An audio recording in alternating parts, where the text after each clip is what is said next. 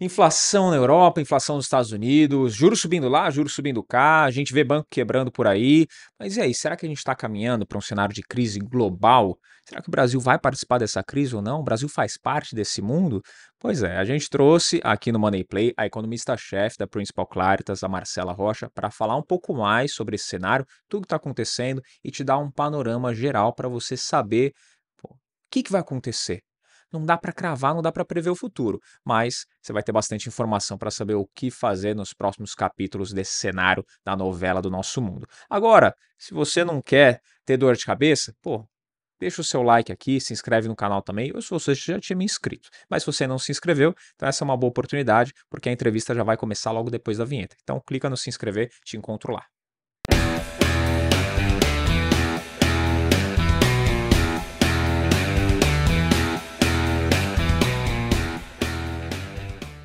Bem-vinda, Marcela. Tô aqui com a Marcela Rocha, economista-chefe da Principal Claritas. Seja muito bem-vinda. Olá, Fabrício. Olá a todos. Muito obrigada pelo convite. É um prazer poder participar desta conversa tão importante neste momento. Pois é, você falou tudo, né? Importante nesse momento, né? O momento que a gente está passando aí mundial, momento global.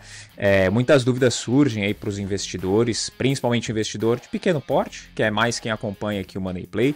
E a nossa ideia é bater um papo aqui e deixar bastante informação para que eles estejam bem informados para tomar boas decisões. Tá? Bom, então vamos lá. Primeiro, Marcela, eu tenho acompanhado alguns economistas, pessoas bem influentes no mercado norte-americano, também mercado europeu, e eles já vinham alertando sobre esse momento que a gente está passando agora. Né? Alguns indicadores, até a gente fez um vídeo aqui do Money Play passando alguns indicadores que já levantavam essa bola de que a gente ia ter algumas dificuldades aí, tanto nos Estados Unidos quanto Europa, nos próximos meses e anos. Tá? Cenário desde 2020 já não estava fácil, aí conflito na Europa, a inflação e o aumento das taxas de juros ao redor do mundo pelos bancos centrais.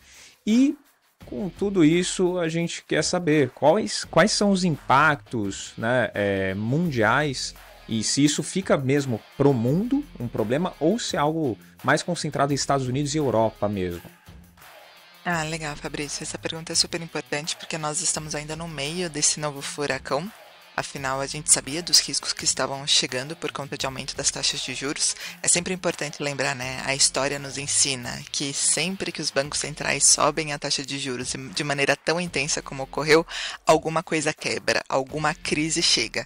E estamos agora finalmente nessa crise. Mas a sua pergunta é super importante para a gente saber se fica só uma crise restrita ali na zona do euro e principalmente nos Estados Unidos ou para o resto do mundo. Por hora, as evidências são de que essa crise é muito mais concentrada nos Estados Unidos. Foi lá onde nós tivemos o aperto de política monetária mais intenso e é lá que nós começamos a ver o sistema bancário frágil. Mas apesar da crise ser mais centrada em Estados Unidos, eu acho que a conclusão, a mensagem dessa crise é para o mundo todo. E qual que é a mensagem? A política monetária ela está fazendo efeito. Havia muita dúvida a respeito de quando todo aquele aperto de política monetária iria chegar no crédito, iria chegar no crescimento, no emprego e, consequentemente, na inflação. Eu acho que os eventos últimos das semanas anteriores mostram para a gente que a política monetária funciona, que a política monetária ela vai ajudar na desaceleração do crédito, ela vai ajudar no arrefecimento do crescimento econômico e vai ajudar os bancos centrais na missão de colocar a inflação em volta da meta logo mais. Claro que a gente pode discutir a intensidade, quais países estão mais próximos disso, mas eu acho que o que acontece nos Estados Unidos é um lembrete para os outros bancos centrais também. Certo. Se a gente olhar aqui para o Brasil, então, é algo que, claro, a gente acaba sentindo algum impacto, porque a gente tem muita influência ainda nos Estados Unidos, também Europa, China, mas aqui o impacto ele deve ser um pouquinho mais dissipado, não devemos sofrer o que, por exemplo, lá nos Estados Unidos eles estão sofrendo.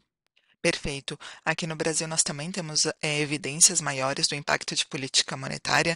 Inclusive é um tema para a reunião do Banco Central dessa semana a respeito da contração do crescimento do crédito aqui no Brasil e das condições de crédito muito mais restritivas para até empresas maiores conseguirem acesso a linhas de crédito a um custo mais caro.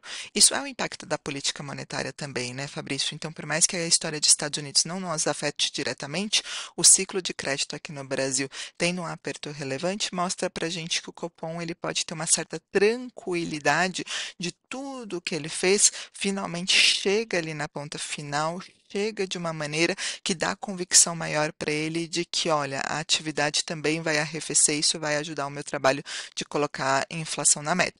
Não é um efeito direto dos Estados Unidos, pelo contrário, nosso sistema bancário aqui no Brasil é um dos melhores regulados, com uma regulação muito mais atualizada, com condições aqui muito mais claras dos bancos não serem expostos nem a ativos de baixa liquidez e nem terem sofrimento aí de marcação a mercado como outros bancos. Então, nosso sistema bancário eu acho que está muito mais blindado, mas a mensagem que fica é de que o crédito vai desacelerar e vai ajudar o nosso Banco Central no desafio aí de colocar a inflação em trajetória em relação à meta. Certo. A gente foi muito impactado, a inflação foi muito impactada como um todo por conta da cadeia de suprimentos, né? Que desde 2020 a gente já teve problemas e aí com o conflito na Europa, desde o ano passado já passou de um ano aí o conflito, isso também acabou impactando bastante. A gente ainda sofre com isso hoje, com a cadeia de suprimentos, ou é algo passado já? É algo que já traz muito mais tranquilidade. Como você bem comentou, essa cadeia de suprimentos foi afetada ali logo no início da pandemia e ela demorou a se normalizar. Quando havia ali algum sinal de moderação das pressões em toda a cadeia de suprimentos, a gente viu a China fazendo uma política ali de combate à Covid-19 completamente de outros países, né? Enquanto o mundo todo, o ano passado, reabria, a China continuava com a sua política de tolerância zero à Covid-19. E a China, tendo tantos lockdowns, continuando fechada, afetou ainda essas cadeias. Então, na nossa visão, as cadeias começaram a ser de fato normalizadas no segundo semestre do ano passado e esse ano, principalmente com a China reabrindo agora a todo vapor.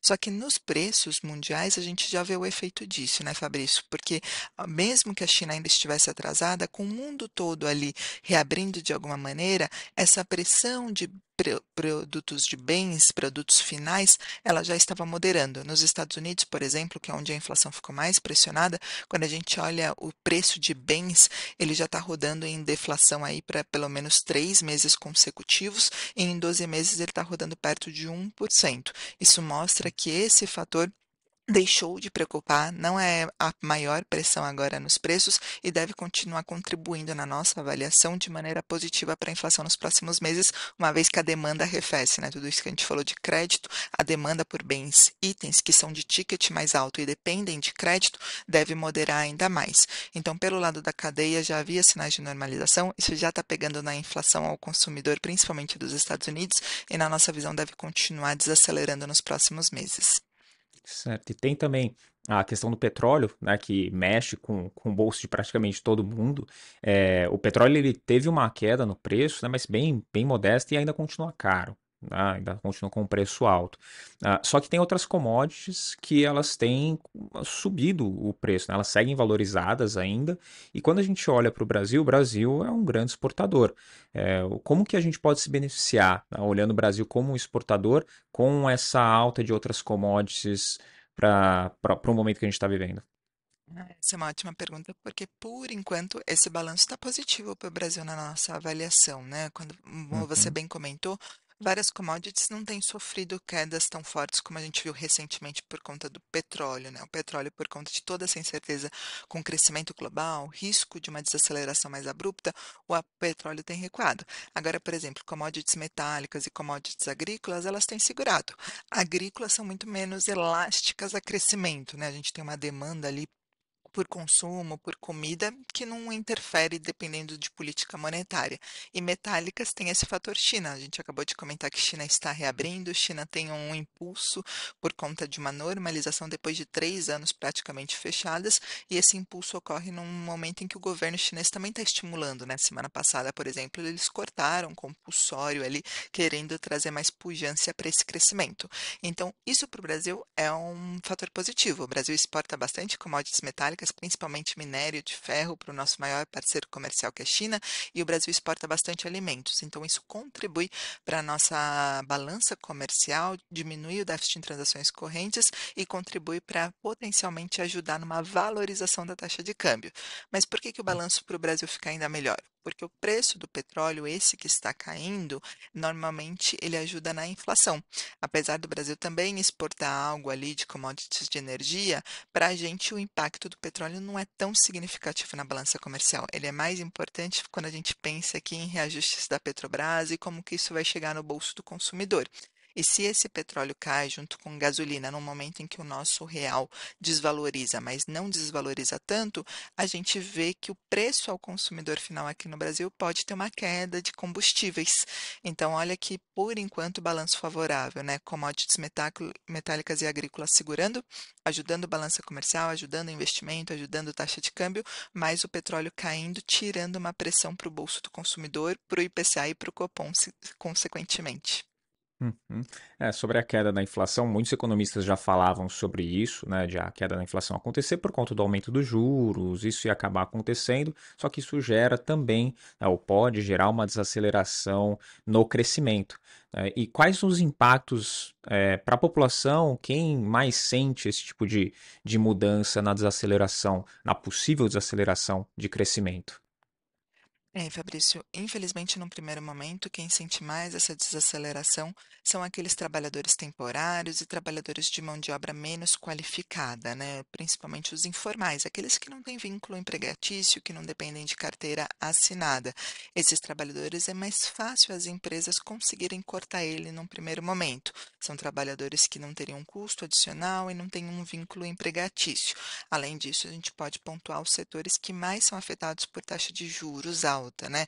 A gente sabe que juros alto encarece muito preços de imóveis, construção civil fica um pouquinho mais debilitada por juros altos, então é um setor ali muito mais dinâmico e dependente de taxas de juros. Lá nos Estados Unidos, como aqui no Brasil, é um setor que pode contratar menos ou chegar a demitir. Fora isso, a gente também tem o comércio. Eu acabei de falar para vocês de inflação de bens recuando, pessoas talvez não querendo se endividar, comprando itens de ticket mais caro, que dependem de crédito, como artigos de residência, tudo que é ligado a imobiliário, imóveis e eletrodomésticos. Então, o comércio normalmente também demite. Então, quando a gente pensa na população, como ele vai ser afetado por isso, acho que são pessoas que talvez estejam em trabalhos temporários, trabalhos sem carteira assinada e que estejam em setores um pouco mais sensíveis a essa conjuntura que está se desenhando de desaceleração num ambiente de ainda taxa de juros altas. Uhum. E o Brasil está correndo esse risco mesmo de ter essa desaceleração já muito em breve? A gente já está próximo desse ciclo?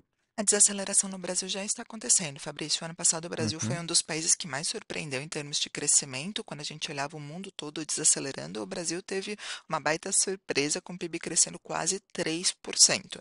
Mas quando a gente olha esse 3%, ele mascara uma desaceleração que já estava ocorrendo em curso.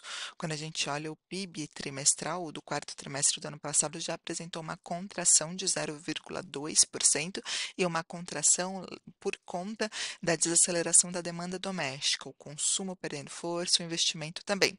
E se a gente olha quais são as forças para a PIB no Brasil, Fabrício, todas elas na nossa avaliação falam que o crescimento vai arrefecer mais. Primeiro, essa taxa de juros alta, o impacto defasado dela nas condições de crédito vai continuar pegando em investimento, em consumo. O mercado de trabalho, que foi outro fator que ajudou muito o ano passado, com a taxa de desemprego acabando perto de 8%, um nível menor desde 2015, o desemprego já mostra que o melhor ficou para trás. A gente já começa a ver uma perda de fôlego da criação de vagas e um aumento da taxa de desemprego. Em janeiro, o desemprego subiu para 8,4%. Se a gente coloca desemprego subindo, condições de crédito mais desfavoráveis no mundo ali cheio de incertezas, a gente avalia que o PIB brasileiro deve arrefecer esse ano e crescer somente 0,6%. A boa notícia, Fabrício e pessoal, é que o Brasil parece evitar uma recessão. Enquanto no resto do mundo nós temos maior convicção numa recessão, aqui no Brasil, essa queda da atividade pode ser evitada por conta do setor agropecuário e por conta de algumas medidas pontuais. O setor agropecuário deve ter um ano de 2023 excelente, com a safra crescendo quase 15%, e além disso, nós não podemos esquecer que alguns estímulos foram anunciados pelo governo, né? Tivemos uma PEC da transição aprovada, colocando mais de 160 bi na economia, temos reajuste do salário mínimo, temos discussão a respeito de programas do governo para impulsionar a renda que ajudam esse PIB a não cair este ano. Certo. E como que isso impacta, Marcelo, esse cenário de desaceleração, também a parte do agro? A gente até fez uma entrevista aqui específica sobre esse setor, bem interessante, com o Tassiano Neto, lá da Suno. Então, como que isso impacta o pequeno investidor? O momento de desaceleração, essa também oportunidade do agro, como que isso impacta o pequeno investidor?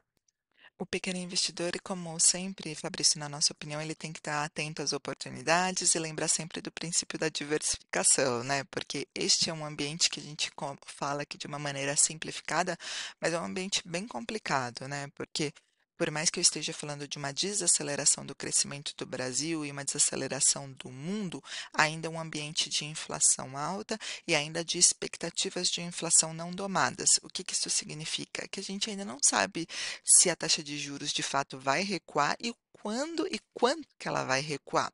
Então, nesse ambiente, o pequeno investidor, na nossa opinião, ele tem que estar atento às oportunidades, ele tem que ver quais são os setores ali que estão mais protegidos, os setores que estão mais bem colocados, os setores que talvez sejam menos arriscados. Todos existem riscos, né? Mas talvez ali aqueles que tenham mais clareza, que tenham menos riscos como agropecuário, países que estejam mais bem preparados. Então, ele tem que buscar diversificação e oportunidade, mas sempre com cautela, porque esse cenário, na nossa avaliação, ainda é de muita incerteza, né? A gente está falando de desaceleração com inflação alta e bancos centrais ainda tateando qual que é o novo equilíbrio desse cenário global. Não é um cenário fácil. Nós estamos falando que décadas estão acontecendo em uma semana, né? Os movimentos que nós vimos, as reações de política monetária vão ficar na história essa última semana. Então, precisamos ainda entender as repercussões disso para tomar decisões de alocação e de dar indicações para os pequenos investidores. Você consegue enxergar, ou pelo menos definir uma visão setorial, né? Quais setores teriam boas oportunidades para agora ou para os próximos capítulos? Nós gostamos bastante das empresas que exportam, né? A gente acabou de falar de commodities aqui no Brasil sendo beneficiadas por conta de reabertura de China, por conta de exportação de preços de alimentos que não deveriam sentir tanto. Nós gostamos bastante de empresas exportadoras, porque além do ramo de negócios delas, na nossa visão, estarem muito mais imunes a essa crise toda, sempre essas empresas elas podem ir ganhando também em um cenário completo de aversão ao risco, caso a gente tenha desvalorização da taxa de juros ou uma desaceleração mais forte desse crescimento. Então, na nossa opinião, essas empresas elas ficam melhores protegidas. Além disso, nós gostamos também daquelas empresas que nós brincamos que são as empresas vencedoras, né? Por mais que alguns setores sofram, como eu comentei, de varejo, a gente falou de construção civil, a gente sempre tem que lembrar que empresas que estão na bolsa já são empresas ali que são muito melhores preparadas e mais resilientes do que, infelizmente, negócios de bairro, pequenas empresas de algumas cidades. Então, no momento em que a gente tem uma desaceleração, essas grandes empresas elas conseguem se consolidar, elas conseguem aproveitar a entrada que ela tem com bancos, elas conseguem comprar pequenas empresas e conseguem ampliar a sua participação. Então, nós gostamos de empresas de consumo nesse cenário, gostamos de empresas de setor imobiliário, de construção civil também, que se aproveitam da perspectiva de juros poderem cair lá na frente, mas se consolidam num ambiente macroeconômico mais desfavorável. E a gente vendo essas notícias, mas que geram um certo pânico, né? Olhando para o mercado, vendo o que está acontecendo lá nos Estados Unidos, Europa, dá um certo medo para o investidor que ainda nem pisou na renda variável, né? Mas tem esse interesse, ou estava buscando um pouco mais de informações agora, pelo menos talvez espere um pouquinho mais para começar a investir. Só que muitas dessas notícias que o pessoal vê agora, no fim das contas, não vão nem impactar em nada, né? O dia a dia dele, as empresas aqui no Brasil, alguns setores, inclusive, podem até se beneficiar, dependendo do que for acontecer. Então, eu queria saber o que, que o investidor de pequeno porte, né, como a gente fala aqui sempre esse investidor, o que esse investidor ele deve ignorar, assim, sumariamente ignorar de notícia, e o que, que ele deve de fato prestar atenção, visto que muita coisa é falada e isso pode causar um pânico, um travamento ali na hora de investir.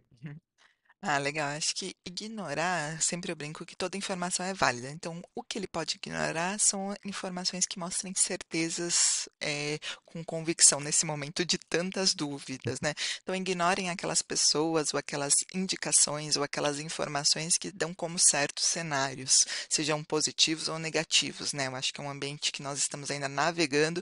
Então, por favor, não levem a ferro e fogo alguém ou alguma matéria, alguma indicação que mostre ali convicção. Não acho que nesse cenário a gente tem clareza. Com isso, eu acho que tem que prestar atenção nas informações importantes a respeito de qual vai ser o desfecho disso de política monetária de juros. O que que os próximos bancos, os que os bancos centrais vão fazer nas suas próximas decisões e quais são as expectativas dos economistas para juros. Se houver consolidação que o ciclo de aperto monetário global está acabando e que no Banco Central há chance aqui no Brasil de redução da taxa de juros antes do esperado, isso deve mexer bem com a carteira do investidor, né, Fabrício? Ele pode tanto ficar mais convicto em tomar um pouquinho mais de risco em bolsas, em ações por conta dos juros finalmente caindo, ele pode ver oportunidades em renda fixa, em títulos atrelados à inflação, se ele tiver algum desconforto com isso. Então, acho que o mais importante dessa história toda é quais os rumos das taxas de juros nos principais países. A mudança eventual desse rumo de taxa de juros vai trazer uma alocação diferente na carteira de todo mundo. E aí, meu conselho é não escutem pessoas ali vendendo teses ou vendendo cenários com muita convicção agora, porque não é o momento de bater o martelo sobre nada, é o momento de observar ainda. Talvez voltar mais para o básico, né? Dar um passinho atrás, observar, entender o que está acontecendo para depois tomar alguma decisão. Verdade. Certo. Bom, e o que a gente pode esperar, né, dos próximos capítulos? Tanto a reunião do Copom, isso vai acontecer, a gente olhando aqui para o Brasil, a gente tende a ter, que nem foi na última reunião, não aumentou a taxa Selic, né? Então a gente não sabe se vai aumentar, se vai cair, se vai manter a mesma. O que a gente pode esperar aqui para o Brasil para os próximos capítulos?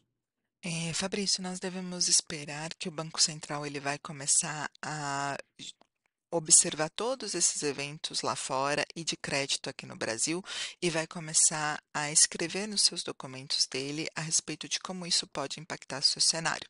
O mandato do Banco Central aqui no Brasil é a inflação. E quando nós olhamos os dados correntes de inflação e as expectativas, o nosso Banco Central não tem espaço para cortar a taxa de juros.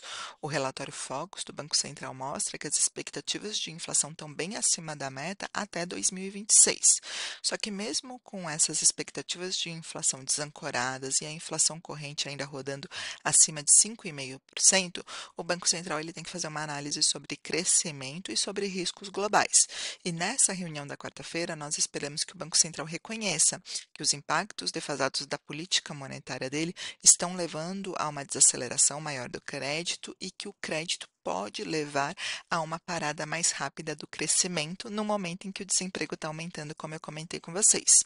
Além disso, ele deve pontuar que o cenário global hoje pode se tornar desinflacionário. Se essa crise for muito mais grave, uma crise que leve a uma recessão nos Estados Unidos e o Banco Central dos Estados Unidos a parar de subir juros, o nosso Banco Central também pode ver isso ajudando aqui a inflação. Isso quer dizer que o nosso Copom vai cortar os juros? Ainda não. O Banco Central tem que mirar a inflação. Mas se as condições de atividade, as condições globais estiverem mostrando um cenário de inflação mais construtivo, e o governo, nos próximos meses, entregar para a gente uma regra fiscal crível e exequível, a gente pode estar começando a construir ali as condições finalmente para essa queda da taxa de juros. Então, o nosso Banco Central ainda não pode se comprometer com essa queda da taxa de juros, ele não tem espaço para isso, mas ele pode começar a construir um cenário em que a inflação iria arrefecer muito mais rápido. É um cenário ainda condicionante à expectativa de um arcabouço fiscal e à estabilidade das expectativas de inflação. Mas eu acho que isso mostraria que se houvessem essas melhoras, haveria sim espaço para redução dos juros aqui no Brasil. Ótimo. Bom, Marcela, muito obrigado, tá, pela participação. Foi bastante esclarecedor aí para o ouvinte, quem está acompanhando aqui no Money Play. E eu queria saber como que o pessoal te encontra, né? Como o pessoal encontra também a Claritas para poder ter mais acesso a informações, assim, quais são os canais de comunicação com vocês. Ah, legal, Fabrício. A gente que agradece a oportunidade, né? Infelizmente a gente não consegue trazer tanta convicção num momento de certeza, mas acho que é uma boa oportunidade até para a gente voltar a se encontrar novamente e atualizar todo esse cenário. É, Uhum. eu, Marcela Rocha, sou economista da Principal Claritas e a Principal Claritas está em todas as redes sociais. Estamos no Instagram, nossa arroba é Principal Claritas, temos nosso site principalclaritas.com.br. São nesses canais que vocês podem encontrar a nossa turma do comercial, nossa turma do marketing, para tirarem dúvidas, conhecerem nossos fundos. Temos fundos de ações, fundos macro, fundos de crédito e lá temos todas as informações do nosso cenário macro atualizado também. Ótimo. Então, mais uma vez, muito obrigado pela participação, Marcela. Foi um prazer conversar contigo. Obrigada e até a próxima, pessoal. Até a próxima. Até mais.